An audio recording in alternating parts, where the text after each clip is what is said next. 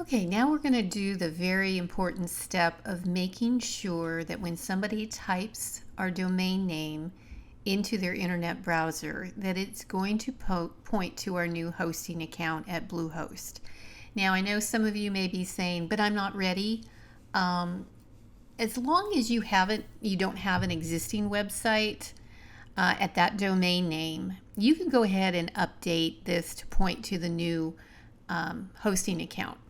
We're going to, in the next step, install WordPress, and we're going to put up a coming soon page.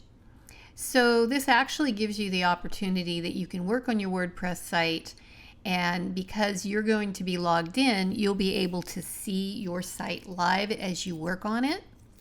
Now, if you have an existing site at that domain name, you don't want to do this step yet. You would use instead, if you recall in the last video, there was an email that came from BlueHost that had a temporary URL. You would use the temporary URL. So I don't want to confuse you too much. You could always ask me questions. You could always send me a message, and I'm happy to answer. But for those of you that are just starting out, you've just registered a new domain, there is not an existing website, I would go ahead and do this. It just makes it a little easier when you go to install WordPress and get started working on your site. So I'm going to go over here, and as you recall, when I set up my hosting account, it was for the pilatesgeek.com. I found it in my GoDaddy list of domains, and please don't judge me. I'm a domain name hoarder, and I've got lots of domain names. So this happens to be one of them. I just clicked on the link for my domain, and what I'm looking for is to manage something called the DNS, because I want to change what is known as the name servers. Name servers are the location where your your website files are going to be on your hosting account. By default, when you register a domain with GoDaddy, they use their own custom name servers. Their own name servers. So, for example, if I just type the Pilates Geek into my browser right now, there is no website. So let's see what happens. So we should get a coming soon page from GoDaddy. So that's what I would expect to see.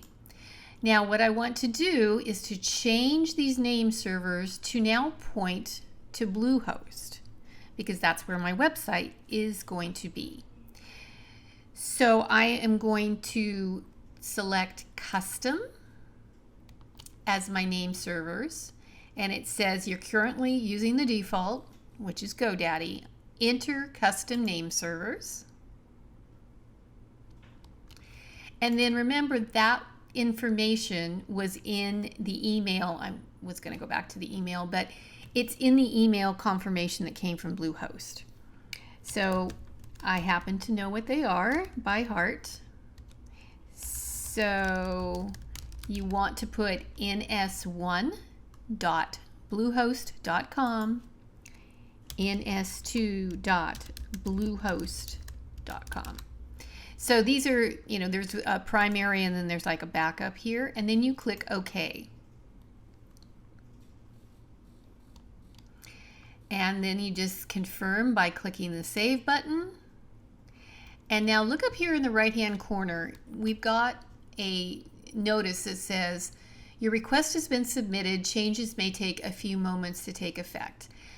It will only take a few minutes, but it can take, up to an hour sometimes.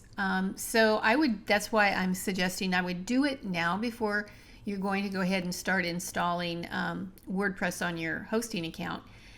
And the way you would be able to tell if it's happened is if we go back and we type the pilatesgeek.com again in our browser, you will see that it's going to be pointing to BlueHost instead of GoDaddy. So as I expected, it's not. It's going to take probably 15-20 minutes for everything to update. So I would take a break, come back, hit refresh in your browser, and as soon as you see the BlueHost page come up, you know that it's taken effect.